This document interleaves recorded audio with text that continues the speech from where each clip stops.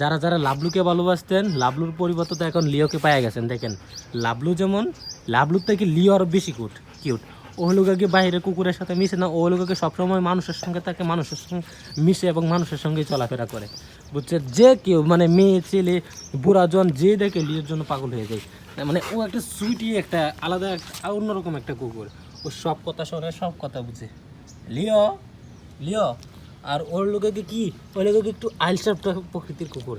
হ্যাঁ, একটু আলসা আছে না, যে ও যেখানে কায় সেখানেই ঘুমায় যায়। আর ওর বাপের মধ্যে একটা আলাদা একটা রাজা রাজা ভাব আছে।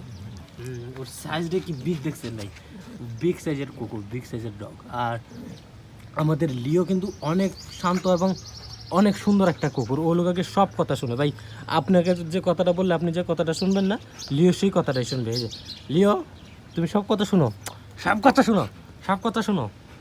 ও আসলে ভাই অনেক শান্ত একটা কুকুর। তো ওরা ভালো লাগলে ওর ভিডিওগুলো সবাই শেয়ার করে দিবেন।